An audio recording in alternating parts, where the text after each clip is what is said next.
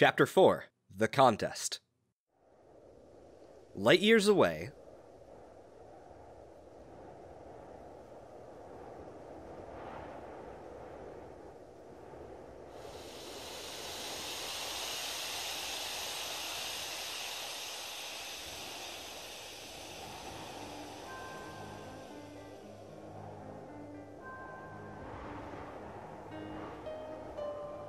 Are you finished posing dramatically out there?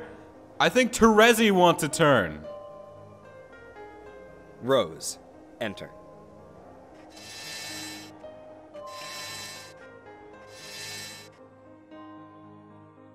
She's more than welcome. I've had my fill. Feels good, doesn't it? Now get over here. We've got business to discuss. Rose, render yourself more symbolically this instant. Terezi, you too. No thanks, I'm good. In fact, now that we're here, I can't imagine anything worse than sitting down with you two for another little chat. You've ruined the very concept of talking for the rest of my life. Oh, come on. It wasn't really all that bad, was it? Dirk may be completely insufferable. Thanks. But we had some pretty good times over the course of the journey, didn't we? I'm struggling to think of any. Oh, how you wound me.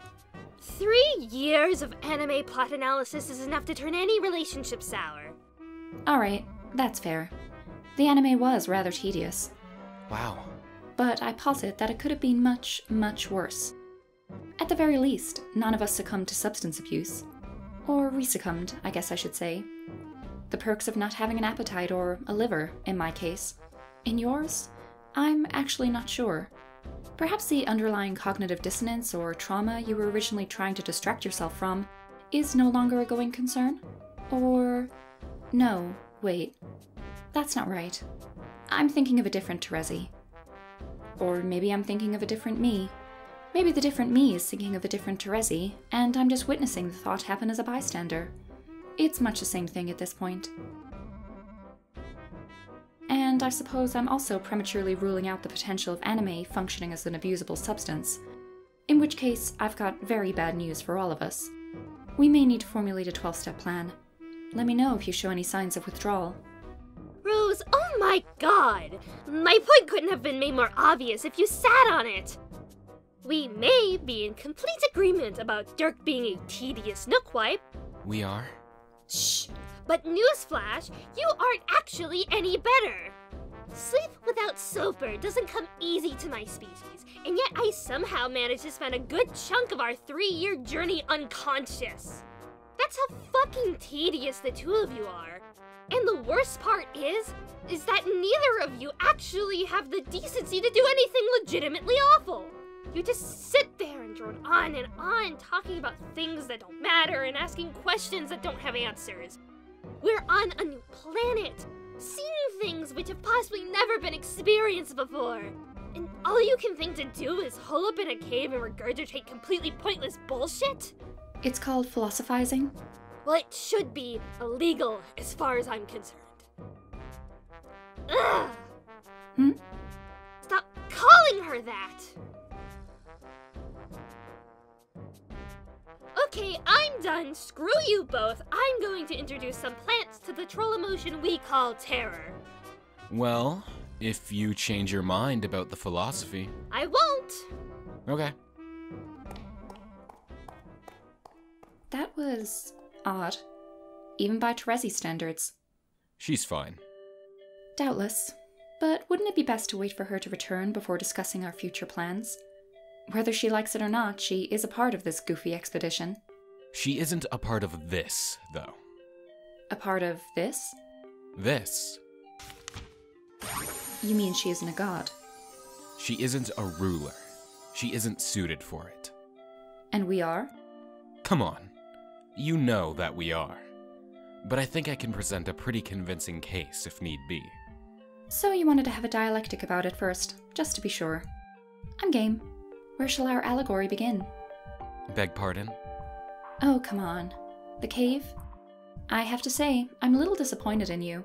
3 years, and not once did I witness you replacing any parts of the ship. How are we to jerk ourselves off philosophically if you don't lean into your clumsy illusions? It's a fair question, but since the name you suggested was nothing more than a very juvenile play on words, I can't say you've got much ground to stand on. What's juvenile about the Kant? Nothing. At least, not when you say it. It's not my fault you sound like a gay cowboy. See what I have to deal with? And yes, I'm still here.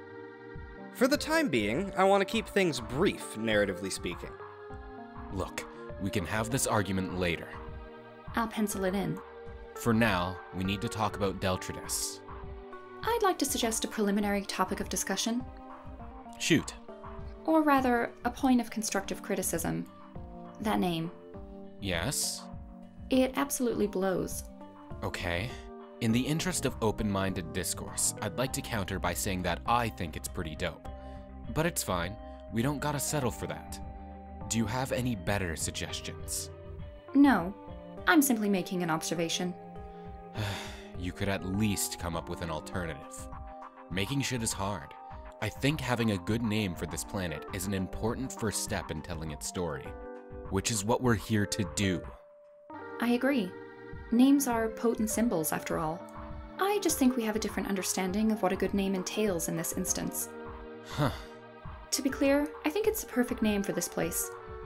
It's just that when it comes to habitable planets, I think there's some unwritten law of our reality which dictates that the name should either be boring, Like Earth.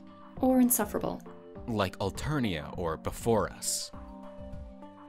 Or Deltridus. Alright, I get it. Insufferably boring gets you bonus points. I think that's partly the point of it. It's a name to be lived on. It becomes a kind of furniture, so to speak. Or I suppose you could see it as a place of origin, the absolute zero point of growth. Kind of like a family name. A name some people are always trying to leave behind because it's the only way to be sure that one is moving at all. It's the dirt beneath your feet. So I suppose, in a way, every planet is Earth. Right. We're not going to call this planet Earth as well, though. No, that would be far too cliché. Quadruply so, even. Deltridus it is. It's amazing how you managed to both shit on my idea and make it seem a lot better justified in hindsight. Well, of course. I'm an author. I ply my trade on well-justified bullshit. Anyway, to business. Again. Yeah. The point is, we will be building intelligent life on this planet from scratch. That was one of our key mistakes with Earthsea. We should have started our guidance from the very beginning, instead of letting it grow organically in our image. I'm not sure I agree, but go on. No, please, knock yourself out. We stayed on topic for a few seconds, and I'd hate to make it a habit. Our own world was abandoned by its gods. Or, I suppose, its gods never reached it. The trolls beat their game, but were unable to actually claim their reward and take their places in its pantheon. In a sense, our creators abandoned us. And while I can't say that our world developed well, I don't think it would have been better off being guided, especially considering who would have been doing the steering. Although I guess you can't prove that kind of negative statement. Anyway, what exactly are you proposing? Ever heard of the watchmaker analogy? Yes. Damn. Okay. Humor me anyway. Say you're an alien and you're walking on a beach. An Earth beach, if that wasn't clear. You're an alien who has never come in contact with the human race before. So, say you're an alien and you find a pocket watch on the beach. You've never seen anything like it before, so you pick it up and open it and try to figure out how it works. You see all of the gears moving smoothly, all of the pieces fitting together in a flawless interlocking pattern. Looking at the face, you realize that it keeps perfect time. You, the alien, ask yourself, how could something so perfect, with a flawless form suited to its task, have come into being? And, so the argument goes... Someone created it. Time needed to be told, so a craftsman made something to tell it. Exactly. This analogy always struck me as extremely contrived. Yeah, that's fair. I mean, how many fucking pocket watches does one usually stumble across on the ground randomly? Fuck it, who stumbles across a pocket watch anywhere? This isn't the goddamn 1800s. The point in history when people were famously tripping over errant clockwork every time they went outside. And don't forget, there are aliens in this version of history too. Yeah. I think I might have made up that part, though. Probably wasn't part of the original. Although, considering the version of Earth's history I was familiar with, I guess the aliens end up being the most believable thing in the whole setup. I suppose, in a way, this argument's own existence fulfills the same philosophical premise as the analogy itself. It's a scenario perfectly suited to its function, which is to convince you of the existence of intelligent design.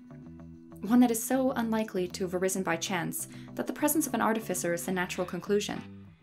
It's this weird spiral of a concept, really. Its creators all the way down. Yeah. But I guess my response here would be that this is an argument in favor of intelligent design being a factor in the creation of a universe. It's not an argument that intelligent design should be a factor in the creation of a universe. That's a question of, morality. True. But if intelligent design is a reality, and I think our experiences indicate that, yeah, there's a pretty good chance, then wouldn't failing to continue it be an abdication of our responsibility? If we can order this world and we fail to, is that really any better than smashing the watch ourselves? You don't want to be responsible for screwing it up, and I get that, but failing to act isn't any more morally justifiable than acting wrongly. So it's really a moral argument that you're making. It sounds like we've detoured into the trolley problem here. Or maybe derailed is a more appropriate descriptor. I hope nobody is tied to the tracks of this conversation, at least. Rose, you're avoiding the question. You came to this planet, you saw it in your mind's eye, and chose to come here. More or less. Wasn't that because, on some level, you wanted to have a hand in its future? Maybe. At least, I think so. It's a bit hard to weigh my motivations for coming against the reality of what we're proposing to do here. In the sense that I'm not quite sure how to even go about making that kind of calculation. I want to create something wholly new, something that's ours. But I can't help but wonder, what right did the two of us specifically have to do that? We won the game, though. We are literally fucking creators. We have as much of a right as anyone possibly could. I'm not sure I feel good about putting that victory on my resume. Especially not since so much luck was involved, while a conclusion was simultaneously determined from the very beginning. A paradox which is typical of the complete mess that is our lives, and which possibly makes no sense to anyone but us. I suppose that's the point I'm trying to make. We quite possibly know more about our reality than anyone else ever could, which you could say makes us plenty qualified. But it's that self-same knowledge that tells me that maybe nobody could ever be qualified for this kind of creative endeavor. She's avoiding the question again. It's amazing how one can technically have the maximum amount of metaphysical personal awareness possible, and still not notice these sorts of things. It's stuff like this that makes me wonder sometimes whether there's anything about myself that I'm missing. Then I throw that wonder in the garbage can and turn the incinerate setting on. That was a little bit of ironic self-deprecation on my part. I know that recently I've made a habit of simply discarding things that are pointlessly difficult or irritating, or, if you're so inclined, uncomfortable. It's something I learned in order to cope with... well, never mind. It's better this way, and I'm not gonna air my trauma or whatever in front of all y'all. The point is that knowing about it doesn't mean I don't do it, and nor would it necessarily make it easier for me to stop if I wanted to.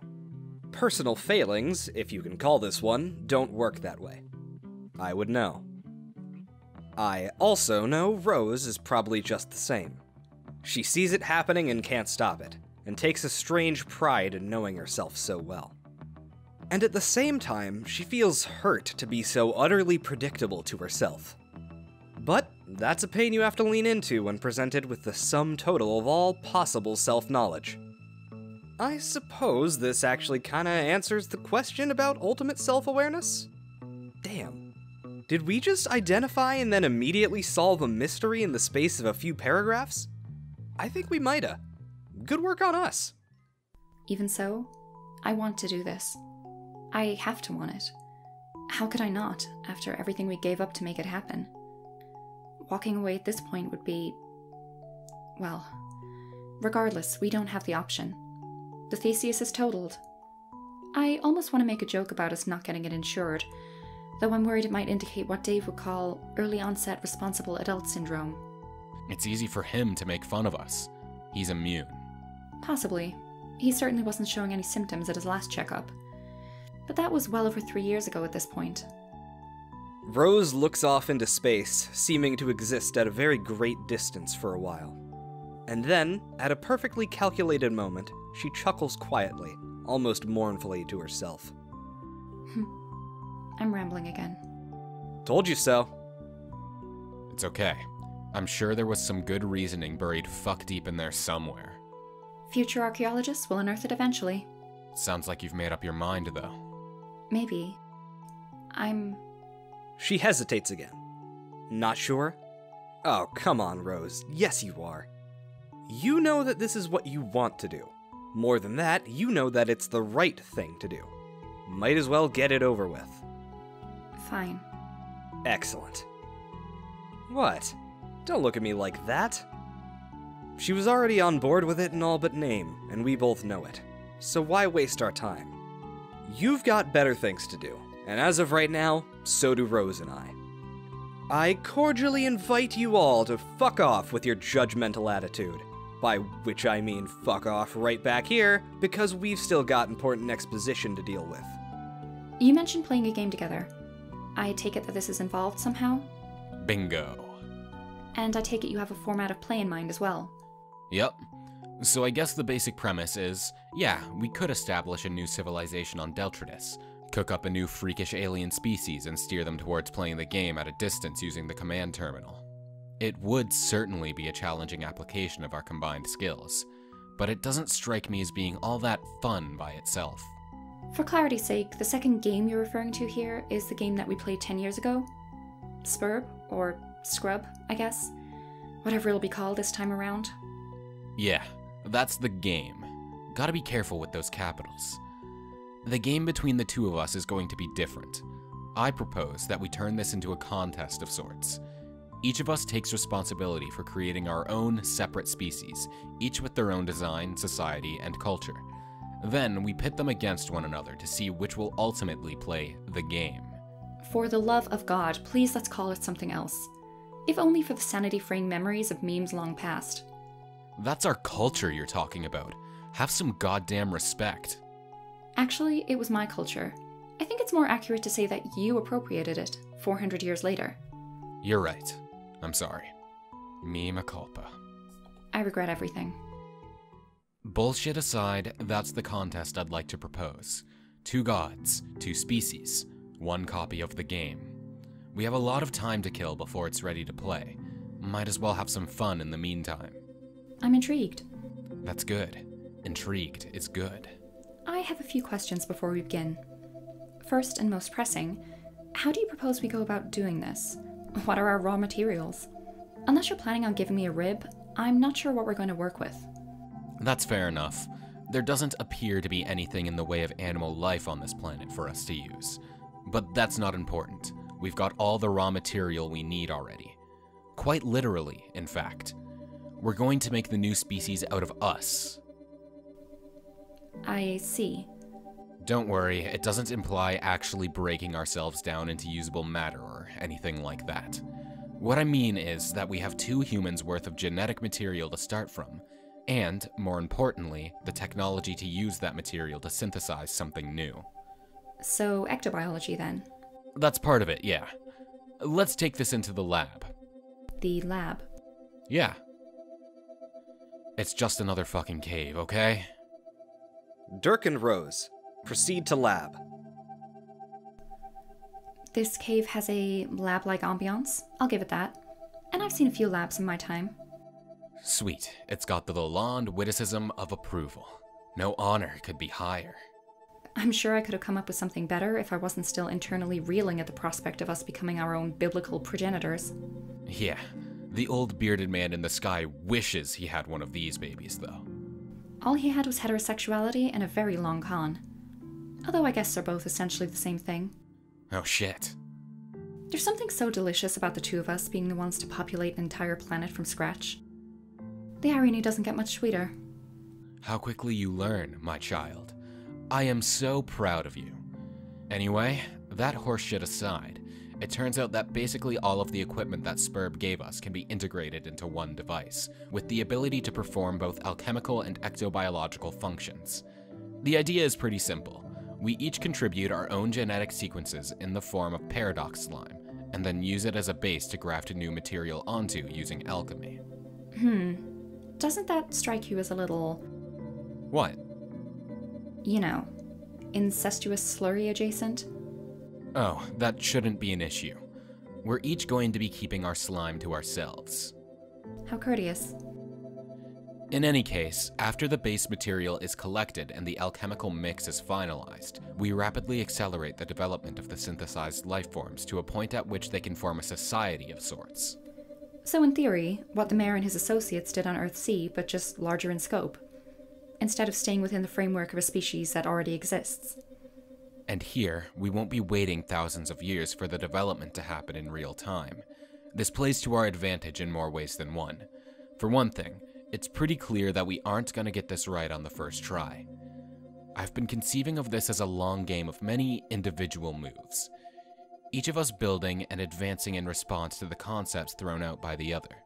Think of it as collaborative world building. All those D&D nights on the Meteor finally turned to my advantage. Okay, I think I understand the premise well enough. Why don't you start things off? Roll the first die. Alright, sweet. First things first, getting a hold of myself. There's about 15 different unfunny jokes we could make about that, but let's just fucking chill for once in our goddamn lives. Agreed. And I'll make no mention of you sucking yourself in any capacity. God shitting damn it. Next step is adding mutations. We can use any old shit for this. Literally any capture-loggable object can be added into the mix by inserting its card into one of the slots here. And by using a combination of ands, ors, and so on, we can apply the science of alchemy to that of ectobiology. Alchemical biology, if you will. In the original process of breeding the Genesis frog, we'd be doing kind of the opposite, screening out distortions in its divine genetic waveform, so to speak. Here, we're adding noise deliberately. Kind of like a genetic sweet bro and hella jeffification. Inside of this machine is one big artificial genetic infidelity bonanza. Dave would approve. Sup? I thought you had to punch the cards to use them in the shunt slots. I recall devising a sequence of analogies for the process in my walkthrough, once upon a time. Hardly my best work, but the principles were sound. No, you're right. I was being politely self-effacing, Dirk. You didn't have to agree with me. About the holes in the cards, I mean. I'm not really sure why we don't have to do that anymore. I think this machine punches the cards with the correct pattern once you put them in. Although the implication is that it somehow reads what it is on the card in order to punch it with the holes, which enables it to read that same information. That sounds like an appropriate degree of profound ridiculousness. I love it. Yeah. I'm a bit surprised you remember anything about this shit, even though we can't technically forget anything anymore. Me too. It's amazing what pieces of inconsequential information your mind can recall at a moment's notice, a whole decade after they were last relevant or interesting to anyone. I think I missed this. Okay, that should be everything taken care of. This will be my first move, the opening gambit in the grand game of fate for this planet. All that remains is to see the result. Indeed. Press the button, Doctor. Dirk, push the button. Behold, my creation.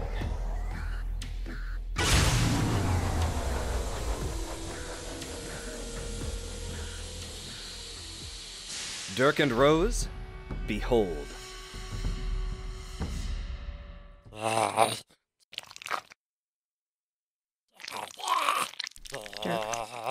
Rose.